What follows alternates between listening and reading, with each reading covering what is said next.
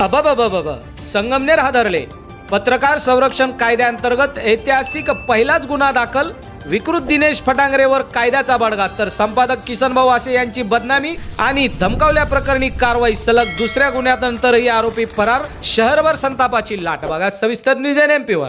दैनिक युवा वार्ताचे संपादक किसनभाऊ हासे यांच्याबद्दल फेसबुकवर अत्यंत गलिच्छ, अश्लील आणि बदनामीकारक पोस्ट करणाऱ्या दिनेश फटांगरे याच्यावर महाराष्ट्र प्रसार माध्यम व्यक्ती व प्रसार माध्यम संस्था हिंसाचार आणि मालमत्तेचे नुकसान प्रतिबंधक अधिनियम 2017 म्हणजेच पत्रकार संरक्षण कायद्यानुसार गुन्हा दाखल करण्यात आला आहे. संगमनेरच्या इतिहासात या कायद्याअंतर्गत झालेली ही पहिलीच ऐतिहासिक कारवाई आहे.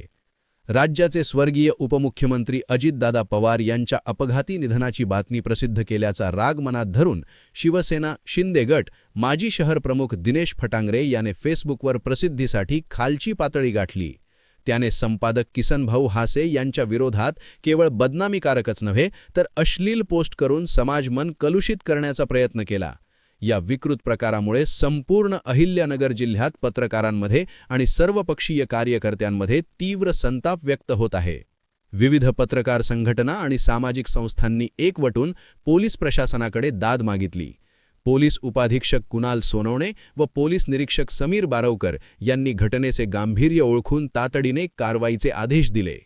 वरिष्ठांच्या आदेशाचे पालन करत संगमनेर शहर पोलीस ठाण्यात पत्रकार संरक्षण कायदा 2017 कलम 4, भारतीय न्याय संहिता 2023 कलम 351, 352, 353(1), 356(1) गुन्हा दाखल केला असून हा केवळ एका व्यक्तीचा किंवा वृत्तपत्राचा अपमान नाही तर अभिव्यक्ती स्वातंत्र्यावर झालेला हल्ला आहे.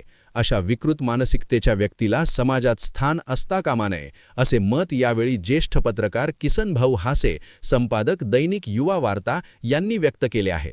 तर फटांगरेची मुजोरी एवढ्यावरच थांबली नाही. त्याने विधान परिषद आमदार सत्यजित तांबे यांच्याबद्दलही अत्यंत आक्षेपार्ह पोस्ट शेअर केली आहे. या प्रकरणी काँग्रेस पक्षाच्या वतीने स्वतंत्र गुन्हा दाखल करण्याची प्रक्रिया सुरू असून फटांगरे भोवती कायद्याचा वेढा अधिक घट्ट झाला आहे. आमदार अमोल खटाळ यांनी वारंवार समज देऊनही फटांगरेच्या वागण्यात सुधारणा झाली नाही. अखेर शिवसेनेने त्याची पदावरून हकालपट्टी केली आहे. मात्र पक्षातून नाही, त्यामुळे पक्षाची आणि आमदार अमोल खटाळ यांच्यावर देखील बदनामीचा वर्षाव नागरिकांमधून होत आहे. विशेष म्हणजे सलग 3 गुन्हे दाखल होऊनही आरोपी अद्याप पोलिसांच्या हाती लागलेला नाही.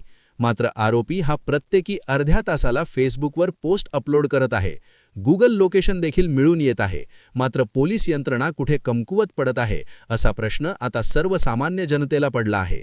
त्यामुळे आता आरोपीला तातडीने अटक न झाल्यास तीव्र आंदोलनाचा इशारा पत्रकार संघटनांनी दिला आहे.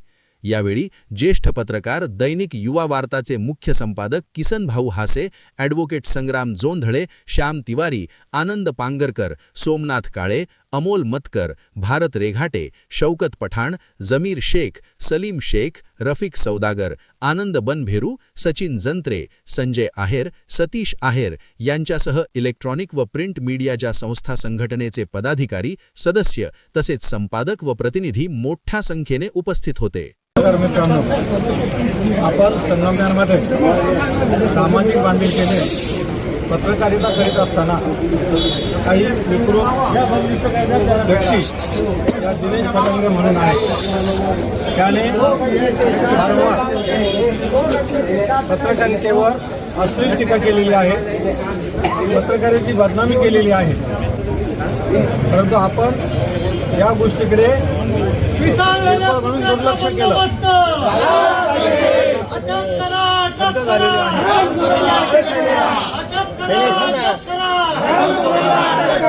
आणि आज दिनेश फटांगरे या विकृत माणसानं दैनिक युवा वार्ता आणि मला किसन्या म्हणून हा जो उल्लेख केलेला आहे आणि ज्या पद्धतीनं ती सोशल मीडियावर माझ्या वृत्तपत्राची, माझ्या कुटुंबाची बदनामी केलेली आहे. त्याचबरोबर ही पत्रकारितेची सुद्धा मी बदनामी मानतो.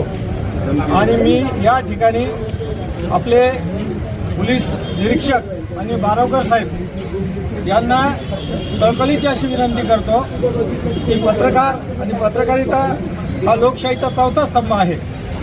समाजाच्या आणि चांगल्या बाबींसाठी किंवा विकास बाबींसाठी पत्रकार काम करत असताना त्यांच्यावर जर अशा विकृत व्यक्ती अश्लील किंवा अत्यंत खालच्या स्तरात